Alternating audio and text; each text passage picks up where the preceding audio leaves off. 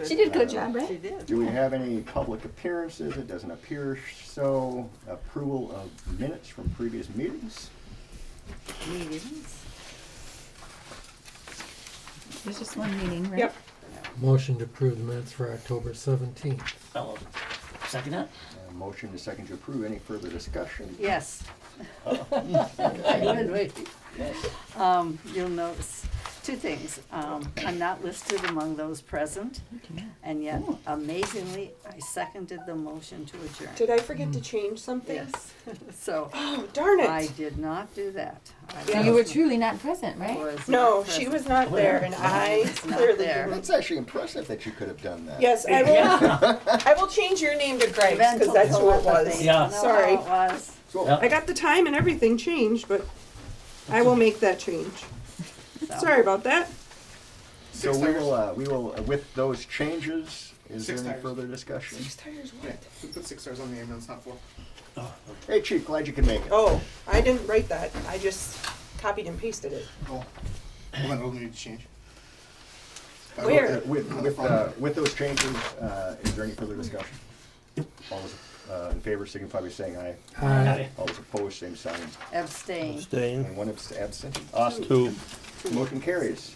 Two abstention motion carries. Discuss, consider approval of October financial report.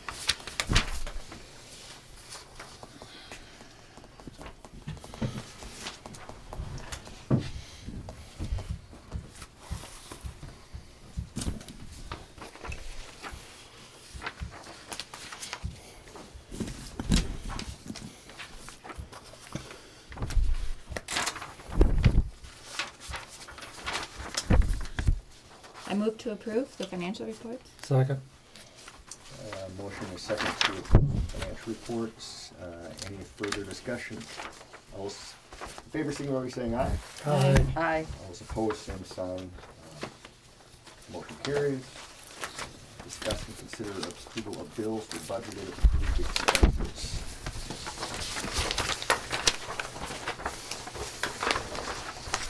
Was the new Dell laptop a replacement or replaced your old one? No, I didn't No. have one. Though it's currently back with Horseman because it was not working very well. Black Friday sale? No.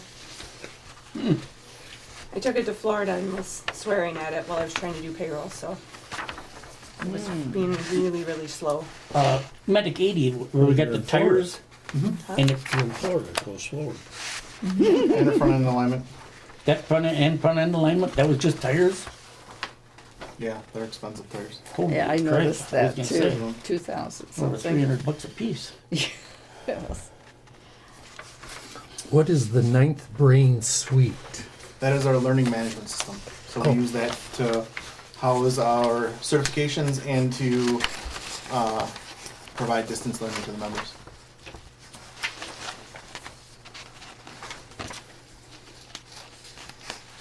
And then about computers, we're likely going to buy one more Dell laptop and send another laptop in for upgrades.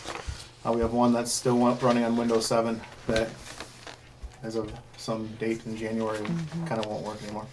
I know. We have one too. So luckily, the one computer we can add RAM to it and update to Windows 10, and that should be under $200.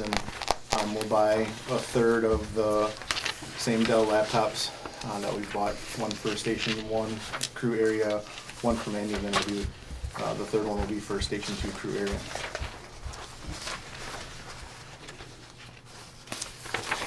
Well, I'll move to approve the bills for budgeted approved expenses. Second.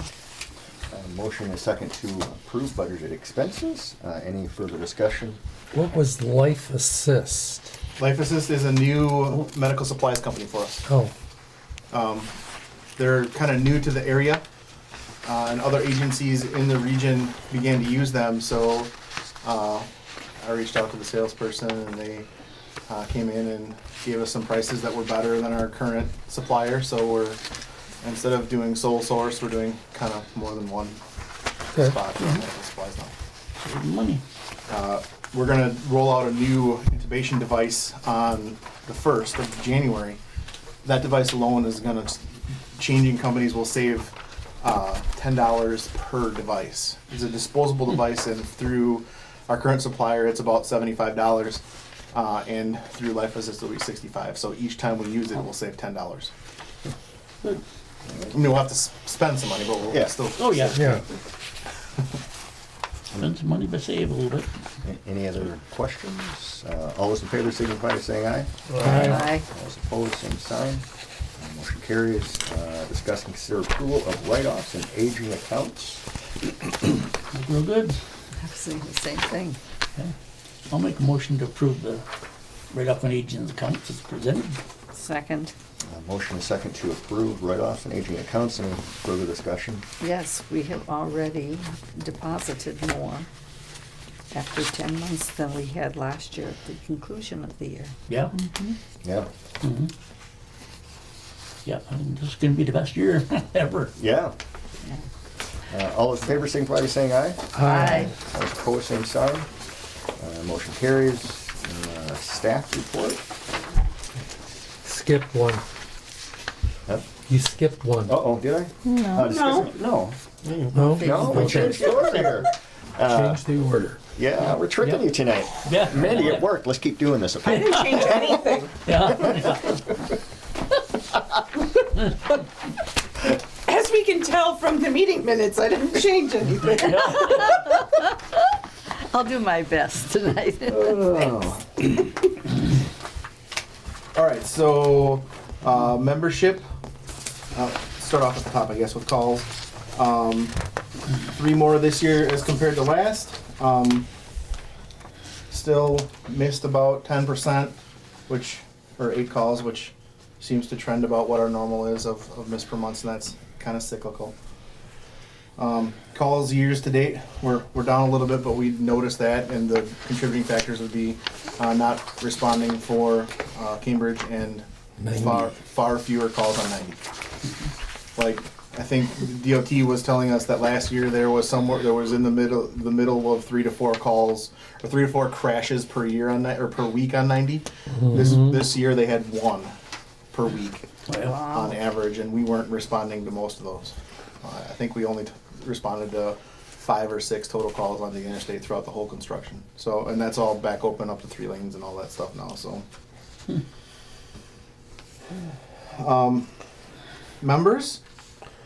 I had mentioned last month that we kind of put a request out to some that weren't necessarily meeting requirements. So we have an increase, not in numbers per se, but in activity. For this month, we've had some that we hadn't seen in a while that have started to come back and be active with us. Unfortunately, through this process, we did have one of the volunteer members that felt that she was going to be unable to meet the commitment, so for now resigned. We have Eric Severson is ready to come back at any time off of leave of absence. Lisa Reitz, we've discovered, has a different name from, I'm assuming, a divorce. No, marriage. Marriage. So got married. I only know this because I saw her during her bachelorette party. Oh, Happened to run into her in the Dells. Random. I guess I apologize for assuming. Let's hope she's not divorced already. yeah, yeah. I guess I apologize for assuming in our industry that someone changes their name because they got a divorce rather than she is interested in coming back. She'll have some additional hoops to jump through. Since she went on leave of absence, she didn't maintain her EMT license, but does have a nursing license, which will allow her to practice on the service.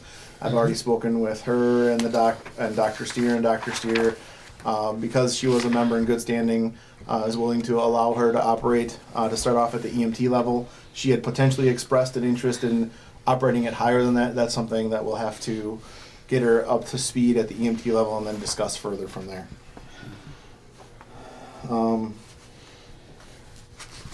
Brian Adler moved from LTE status to leave of absence. He's in school and has a bunch of other stuff going on. He's a full-timer for Middleton EMS, and because of their, I think they have 3 or 4 employees on leave currently, he's ending up having to work a ton at Middleton and wouldn't have time for us because of other commitments. So he requested a leave of absence from LTE status to review in March. So as a member in good standing at the time. It was like, sure, we'll talk about it, and then in March, obviously we're gonna want to make sure that he can have a commitment to us and not just be a name on the roster, so.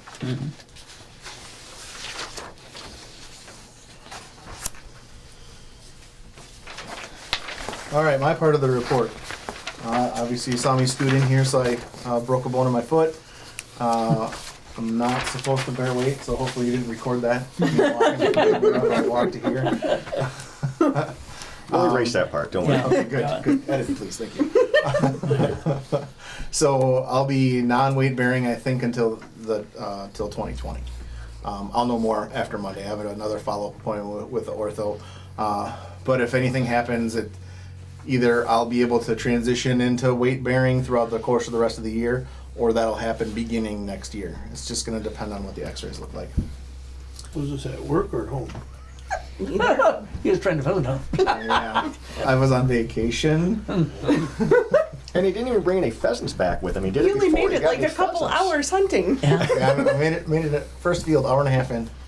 I mean, Of his week of pheasant hunting. yeah, my whole 5 days. Yeah. I mean, that's why they got grocery stores. And Woodman's does sell pheasants, so. Yeah, Or I mean, I could always go to Janesville. Janesville's got a big pheasant farm, so. yeah. Yep. All right, so Lisa, Mandy, and I, this will be covered a little bit in the training portion too. Went to Hot Topics, and I think we all felt that was a good conference. Learned some things. I think I learned a little bit more on the partial second day than I probably did on the first. Agreed. Learning from others again about interfacility transfers and the steps we need to go through to make sure that we're successful. We had a couple members that Lisa re-attended CADS, which is a certified ambulance documentation specialist, along with she attended it again because the writer of the course was presenting it, so she wanted to see it from him, and Ross took it as well. But Oregon paid for that one, for her to retake it. We did not Yeah. pay for that. Why did they pay for it? Because we paid for it the first time, and she does billing for Oregon as well. Oh, she does the billing for Oregon. Got it. So we talked them into paying for part of their benefit of it.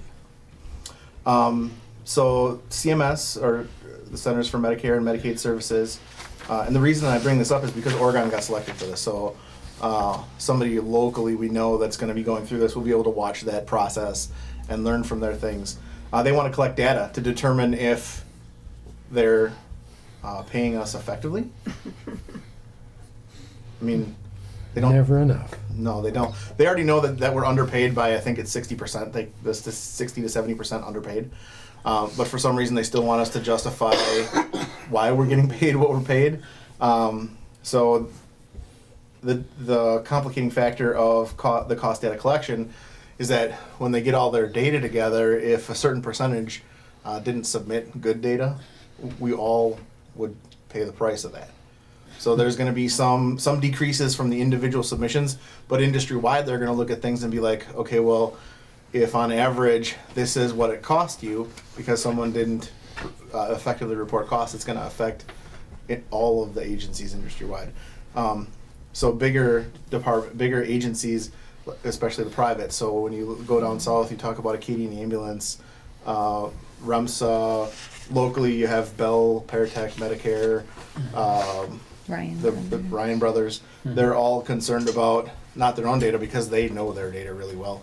They're concerned about some of the smaller agencies not effectively reporting their data. So we'll get selected sometime in the next 4 years. It's just not the first run through that we got selected. And some in the room already know this, and I figured I'd just let everyone else in the room know it, that the town of Cottage Grove held the special meeting for road connections in the village, and that the opinion of EMS and fire departments were that if we had the opportunity to connect the roads, we should, from a public safety standpoint. Training report. We had one of our volunteer members, Lex Martin, who is also a nurse, present on endocrine emergencies. It seems like the presentation is actually accidentally stored forever because we wrote on a dry erase board with a Sharpie. So yeah, everyone thought it was a very good training, and November and December we'll focus on skill competencies and the rollout of the airway procedure. I guess if you want to read and answer if you would like me to answer more questions about the rest of the training report, upcoming trainings.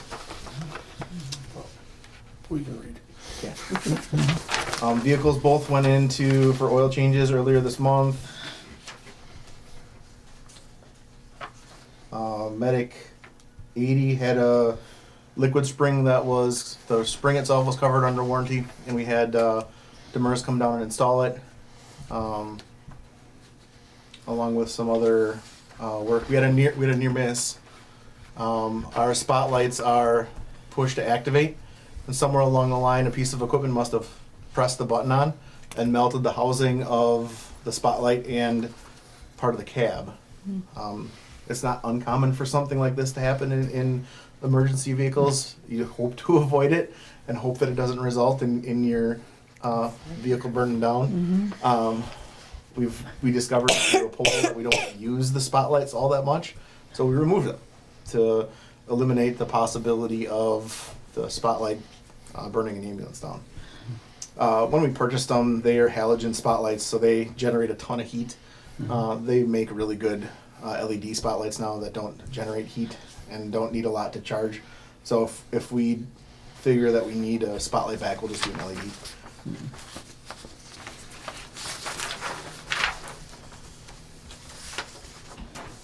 And then on the back, we see our quick stats for calls. There's not a lot of car 79 use because I haven't been driving it much. My foot doesn't fit very good.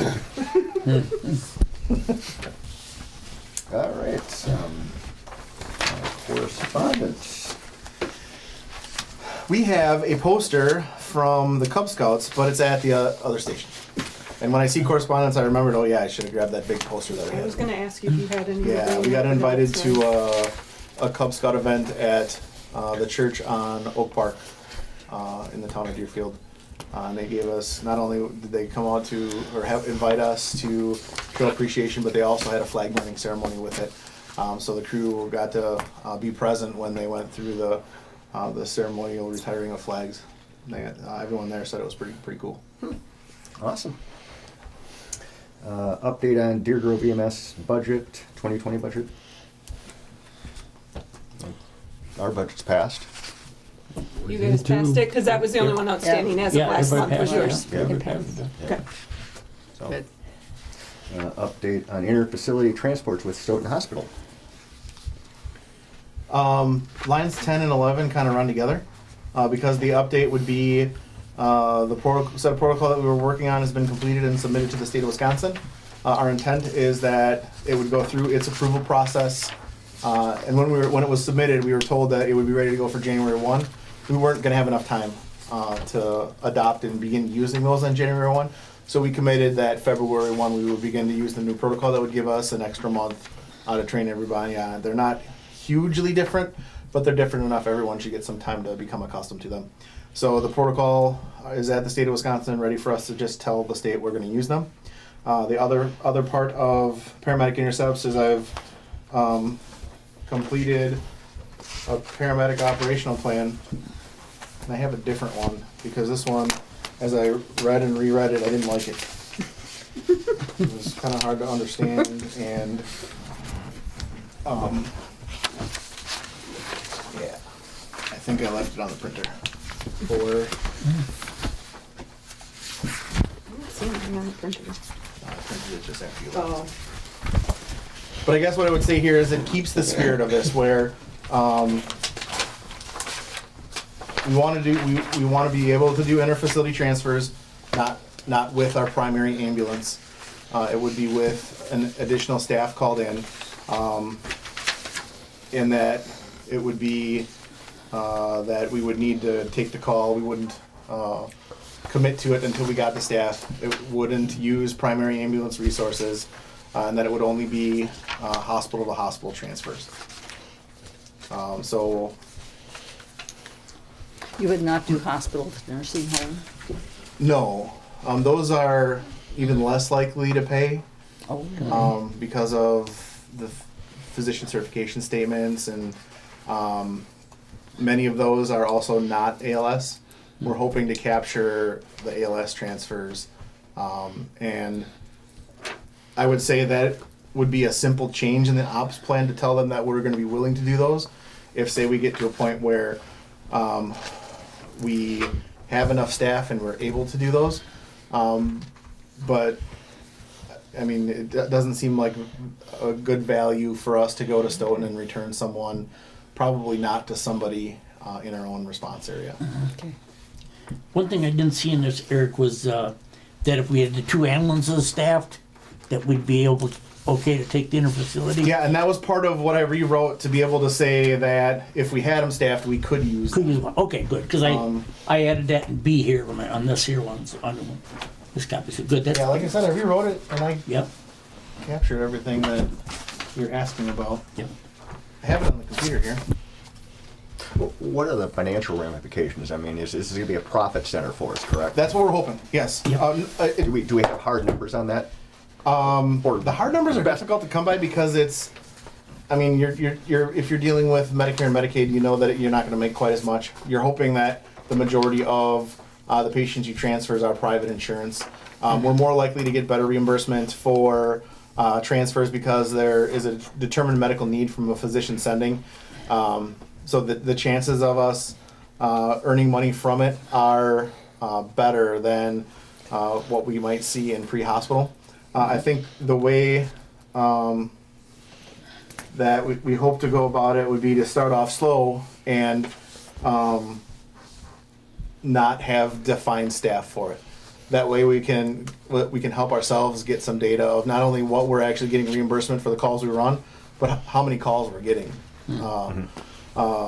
So another piece to the puzzle that we also recently found out is that UW does a lot of transfers, and they had a sole provider contract with Ryan Brothers. Well, recently Ryan Brothers didn't get that contract, Paratech did. So those resources that Ryan Brothers was committing solely to UW are now going to be available for everyone else. So on everyone's list of calls, Ryan Brothers and the private ambulance services still stay at the top. The only way that we could budge ourselves up on that would be to provide a resource in a reliable amount of time. Well, I'm not going to ask you to commit to a full ambulance to do this for an unknown. I don't think that I could sell it, and I don't know that I'd want to do it myself. So. No, I think we gotta watch this. I mean, we're an emergency service, not a transport service. Yeah. So we'll just do it with what we're already scheduling.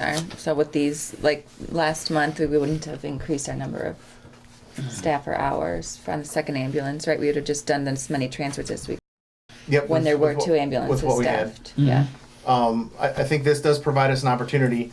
With private insurance, we set the rate for interfacility transfers at $1,800 plus mileage on top of that. The hope would be that this would get us to a point where it helps us to provide more emergency services capability to the community with minor resources being used for the interfacility transfer. Public agencies doing interfacility transfers isn't uncommon in Wisconsin. There's agencies that are doing it very successfully, and that would be part of the reason why I'm a little for it, is because I can talk to colleagues in Beaver Dam and they can say they made a pretty good profit off of interfacility transfers without having a direct effect on their ability to respond to 911 calls. So does the hospital pay or who pays? The person's insurance does. What if they don't? Well, then it's kind of it would be the same as what we have with everything else. So if they, Emergencies. yeah, so it would go For- into the billing process. For Stoughton Hospital, because they are a lower level of care, the reason for transfer is going to be to send the person to a higher level of care, so insurance will pay for it. If it was like UW, who's at the highest level of care, trying to transfer someone to Stoughton, insurance wouldn't pay for it, and the hospital would have to pay for it. But for Stoughton, every hospital they go to is going to be a higher level of care, so insurance would be responsible. So what's the collection rate on that? from, like you I've- said, Beaver Dam? I've told with, and this is what I'm told, is that we're still kind of in the same rut with Medicare and Medicaid of you can bill $5 million and they're gonna give you what you want or what they want. What they want, yeah. And that the hope is that you collect more private insurance and that what you bill is what you get paid with private insurance. I think it's worth trying, and Yeah. it's not gonna take any Yeah. additional resources, and. Yeah. See Well, how and it I think we goes, have we can always the back opportunity. up. Right. Right, no, You know what I I'm mean? just saying. More like, coverage for Yeah, them. more coverage. Yeah. And we Do got we- when Go in ambulances with our arms Beaver wide Dam's open. Yeah. probably transferring Okay. them to UW or Yeah, it'd something. be Do good. we need to sign a contract with Stoughton Hospital? No? We just need to tell them they're doing it and they would put us on their call list. List. Oh, yeah. Okay. So if they need us, they give us a call and. Yeah. Yeah, even if Stoughton had a lot of data of what they did in the last 6 months, what you don't know is who they would call first and if we would, Well, they would call us not first. They were gonna call Ryan Brothers Yeah, first. but- And Ryan Brothers is, with that contract going down, because it's Meritor too, They're they gonna lost the have contract. staff. They're gonna be Yeah. begging for They'll be begging business. for Yeah. business. Yeah. When I had my little problem with my tooth and had to be transferred from St. Mary's to the doctor's office and brought back, I never saw a bill. It was all paid for through the hospital. Right, because Yeah. it was going to a lower level. You went from hospital to clinic, Yeah, not hospital to a more, higher level well, care. hospital oral surgeon. Sure, well, Yeah. right. Yeah, but You yeah, probably, so- you probably paid on your hospital bill though. well, no, but I was just kind of waiting to see the bill come Yeah. from Ryan Brothers and it, Yeah, see, the insurance pay by the company probably ended up paying it through that. And that could be one of those where that Ryan Brothers did have a contract for that specific type of service with the hospital. But there's been attempts for hospitals to have a specific contract like that. But what ends up happening is that, especially for Ryan Brothers, they would still bill privately, even with a contract.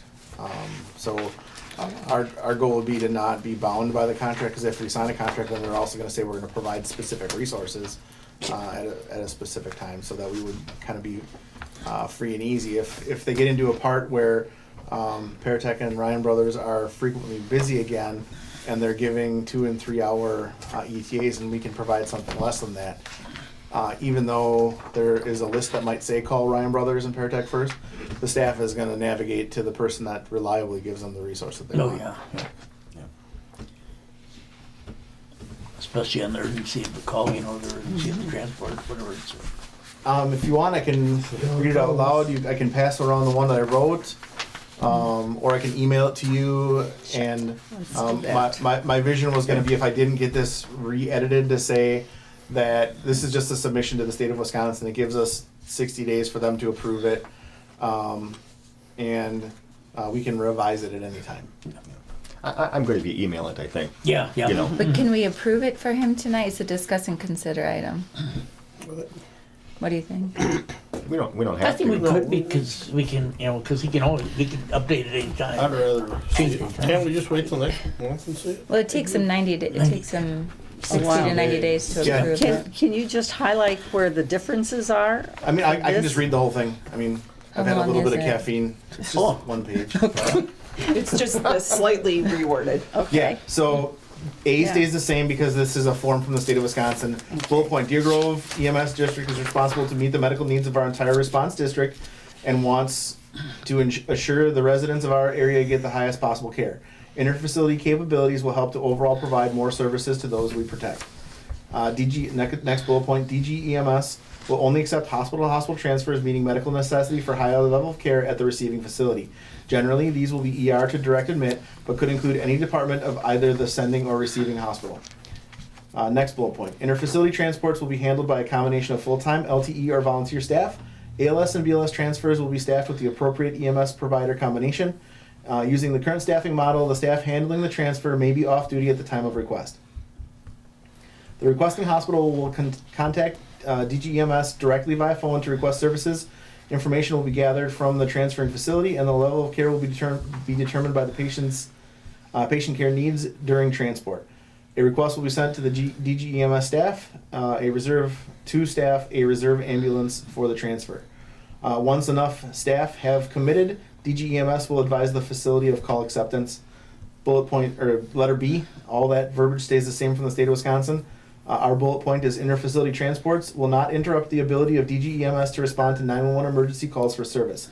If staffing is not available for an interfacility transport, we will not accept the request. Letter C.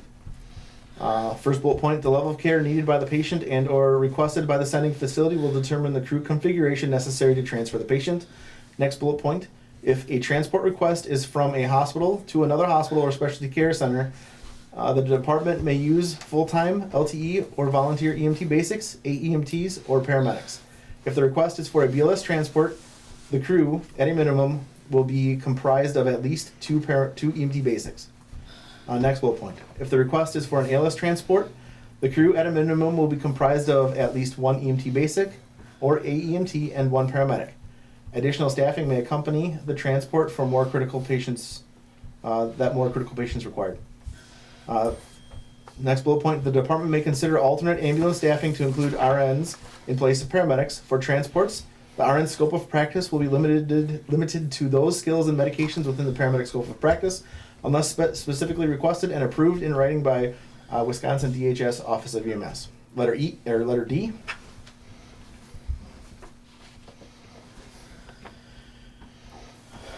First bullet point, mutual aid agreements will not be used to cover our primary service area while providing interfacility transports.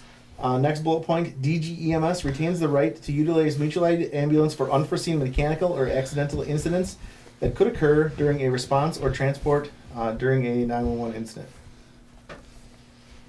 And finally, letter E. The primary ambulance assigned to provide 911 coverage to the DGEMS response area will remain staffed and not be used for the interfacility transfer. Part of the change in the first document was that I felt it got a little bit too specific and could have kind of, if we specifically say we're going to do something this way, we have to do it that way every time, where if we be a little bit more broad and vague, it would give us some... I didn't hear us read that again, where you could have the second staffed ambulance take it, if we have two ambulances staffed.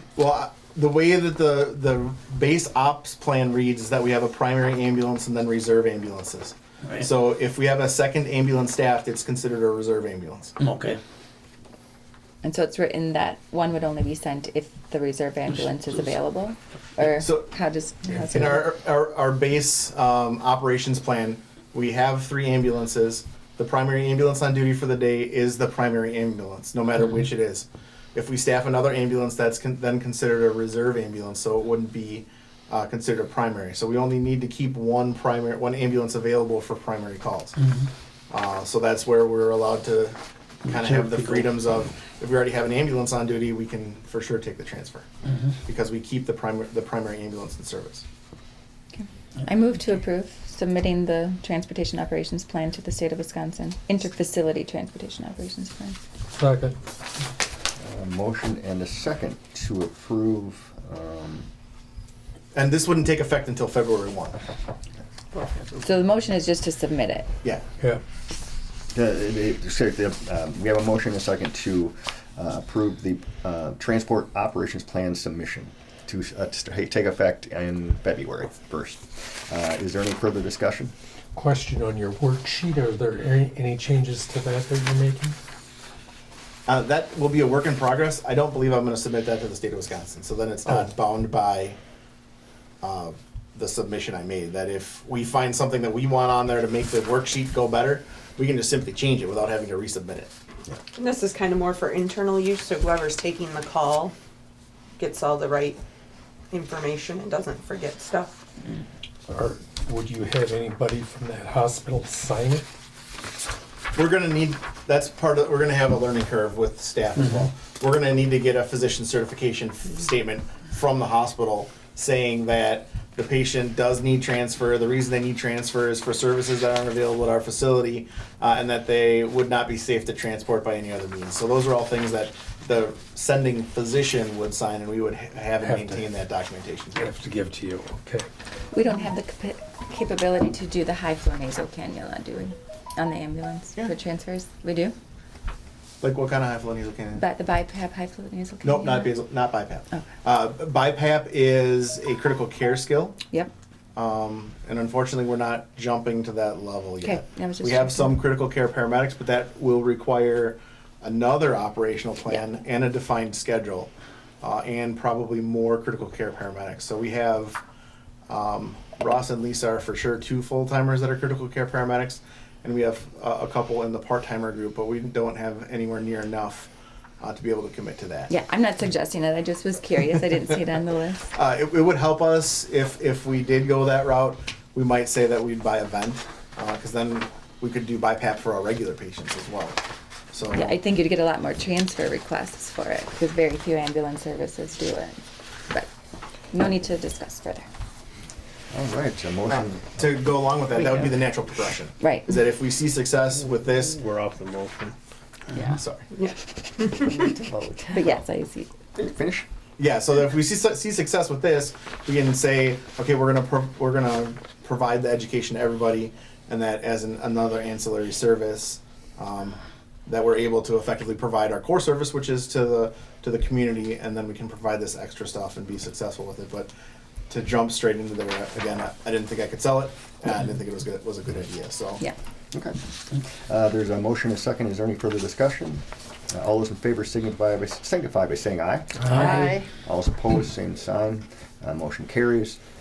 Discuss and consider approval of letter of engagement with Johnson Block and Company for the 2019 audit of Deer Grove EMS financial statement. Motion to approve. Second it? A motion and a second to approve. Any further discussion? All those in favor signify by saying aye. Aye. Aye. Those opposed, same sign. Motion carries. Discuss and consider involuntary overtime MOU. okay, so you have 2 pieces of paper here. The first one is the chief's memorandum. I've been in discussion with Mr. Barker about this as well, and the involuntary overtime chief memorandum was essentially his recommendation. Because I can't run calls and respond on the ambulance, it increases the possibility that we might have to force someone to work. Because of that, we have the ability in contract, but there was no defined framework for that. Basically, it says the chief can force anybody they want whenever operation we need to. Industry-wide, no one has a vague procedure and policy like that. So it was brought to the discussion that we need to have a procedure in place. This was a month or 2 in work, not only by myself, but getting the staff's opinion of how they want the procedure to work. How I thought it should go and how they wanted it were a little different. I'm kind of a fan of the person that's here working right now is the person that's going to be forced to continue working. They didn't necessarily like that. They wanted to have a rotating list that you start with lowest seniority, and then that person, once they get forced, gets moved to the bottom of the list, and it cycles through. And that list is what you see on the back of the chief's memorandum. I was more of a fan of the person I choose is the person that's here, and you get forced, unfortunately, because you can't leave. Rather than trying to contact someone at home and reliably get them to come in. That person's gonna be there until they get there anyway. So They the do way that this for process contract is, labor. the way this process is written is the way that we worked it out, and that they said that they would like best, and that they'll work within. Now, you say you can't, is it because of your foot now you can't go in the ambulance? Yeah, I have It's not normal, if you were 100%, you could still go in the ambulance? correct. Yeah. Yeah, okay. Yeah. I want to make sure we weren't going out another road. No. I didn't mean anything other than I physically. You can't right now. Right, it's for right now. No, I Yeah. just want to make sure, because there are places, well, say, different ranks cannot do certain work. Yep. You mean within the CBA and whatnot? That. Oh, yeah. No, Yep. that wasn't it at all. It was just Okay.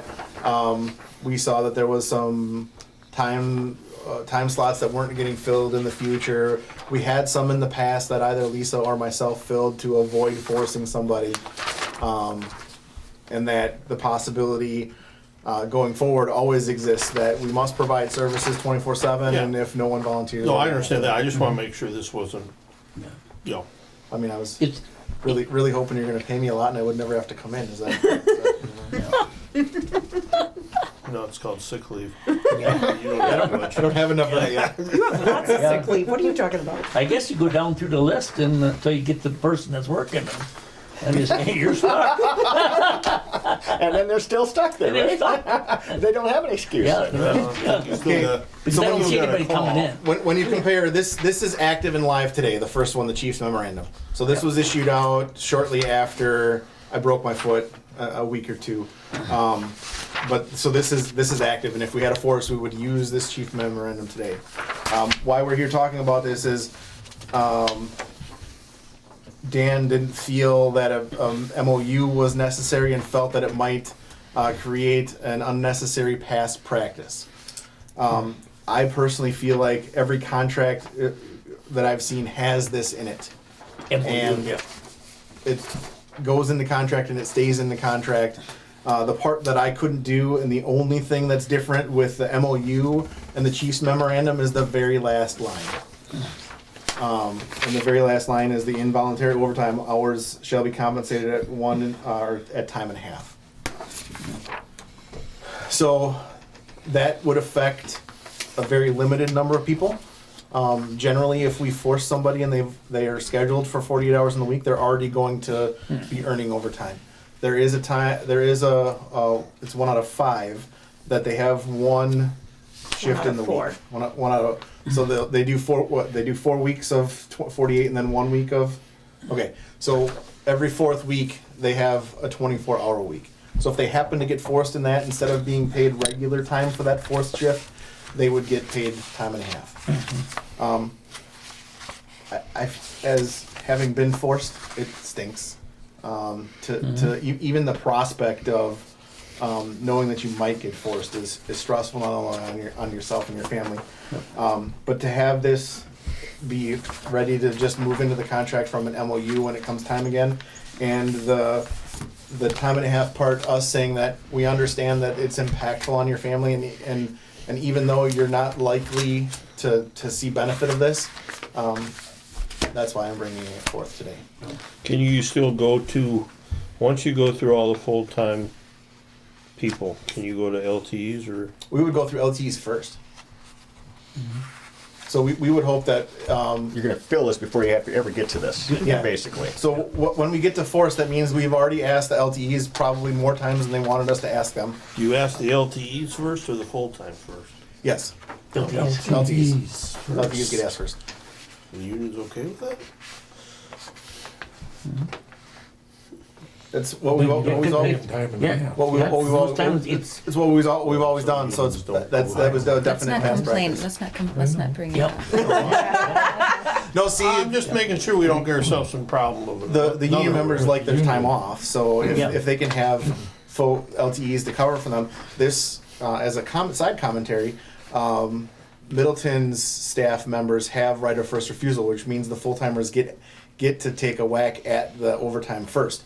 They have a pretty big pool of LTEs, but because they were never getting any hours with the full timers taking it, they never gave like good commitment to Middleton. So that's where the full timers didn't want to work anymore, but the part timers were divested and doing things other places, thereby forcing the full timers to work more. So it kind of goes hand in hand. If you'd like to have your time off, you need to also have a good relationship with the LTE group.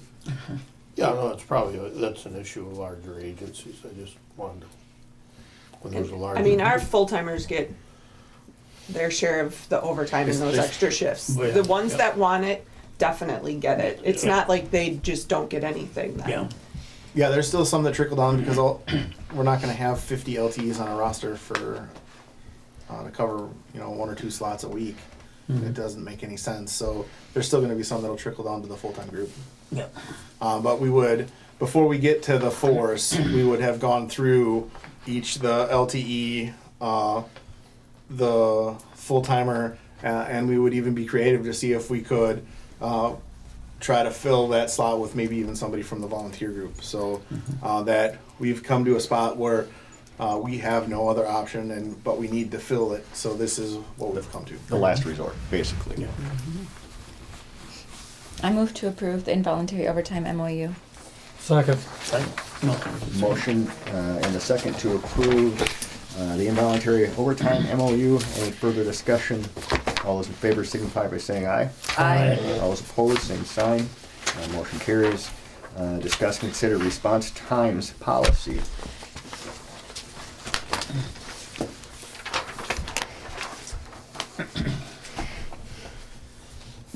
Basically, this is written because we didn't have any, or made because we didn't have anything in writing that showed expectations. No, really? And are we gonna track it? Are we gonna actually make sure that these are happening? Okay. And we're within these parameters already. Great. We talked to the attorney about this. Yes. He's okay with this? Yep. Not putting us in a Some- trip bag? Yeah. Yeah, I have, and that was one of the ones that I made sure to, in my creation file, that I've attached Dan's note that everything in this looks fine with it, because the FLSA portion of it, and specifically looking at the volunteers to make sure that there wasn't anything too restrictive for them, and he said he didn't feel that there was anything that would put us in a bind with how our operation runs currently.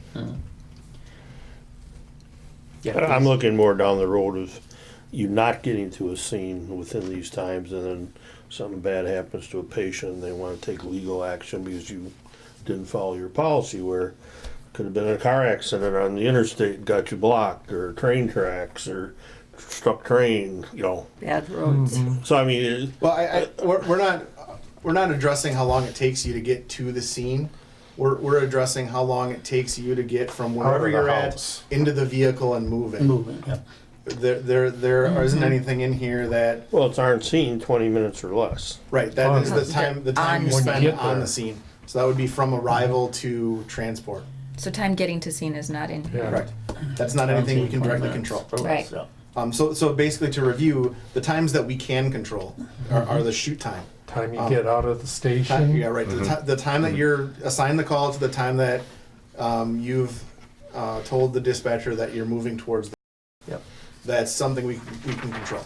And then once you're at the scene until the time we leave Yeah. the scene. And we can Whether- track that too. Yeah. So weather, traffic, 911 tracks that. Yeah. any of those things we can't control. Vehicle breakdown. So any of those things that might make the response take longer, that's not covered by this because we can't control it. The on-scene time, we kinda can, we have some control over it, but there's many factors that can delay us on scene. That could be access to the victim condition, weather, any of those things. So Getting them out of the location. yeah. So and that's why, at least with the on-scene time, I tried to be a bit more vague with it to allow freedoms of the call to play out how the call plays out, and then the at destination time. That's another time that we can control, because from the time you get to the hospital to the time you clear, you're transferring that patient probably within 5 minutes of time of arrival. Those other 15 minutes, those are definitively controlled by the staff members on the ambulance. So if you spend 2 hours at the hospital and an hour 45 of that was just, A slushy. getting a slushy, Yeah. watching the end of the Packer game, talking to the nurse you hadn't seen in 5 years. Those are all things that we would like to eliminate, and this helps us do that. Yep. What does EPCR stand for? Electronic patient care report. Okay. Okay. Go through. Head report, right? Yeah. I move to approve the response times policy. Second. Motion and a second to approve the response times policy. All those in favor signify by saying aye. Aye. All those opposed, same sign. Motion carries. Discuss and consider signatures policy. So these are things. This is another one that we're doing this, and we're trying to hold accountability towards what we're doing, but without a defined document to say this is how it should be done. You can say this is how we want it to be done, but without this. So the patient care signatures are important for a number of reasons. Insurance is the biggest one. If we don't have the appropriate signatures and in the appropriate spot, it makes it a little bit more difficult for us to seek effective reimbursement. The longer we take to bill calls, likely the less we're gonna receive in reimbursement for them. Also, we wanna be able to get proper signatures and document the transfer of patient care. So that's really what all this is about. What's EHR? Emergency health record. Okay. And it's, I Getting all the probably should have. acronyms tonight. I probably should have put EHR on the other one too, because those are acronyms for various digital patient care reports. So depending upon which one you use, in some it's an EPCR and others it's an EHR. So So we just don't have one of these right now, so we're just kind of making sure we've got all the policies we need. I'll move approval of Second. patient care, filling Sorry. signatures. Second. Motion and a second to approve the signatures policy. All those in favor signify by saying aye. Aye. All those opposed, same sign. Motion carries. Agenda items for next commission meeting. I'll be handing out the chief review stuff. I'll make sure she gets it pre-filled for you guys. We have to do another one? In January. January. What's the date of the next meeting? 1219 Yes. Yep, 19. 12/19 be next meeting, yep. in Cottage Grove. Yep. Yeah. What is the date for the next one? 1219. 19. Is there an echo in the room? I'm sorry. Yeah. All right. Motion to adjourn. Second. All right, motion and a second. All those in favor signify by saying aye. Aye. All those opposed, same sign. You can't do it. Thank you. Happy Thanksgiving. Yeah.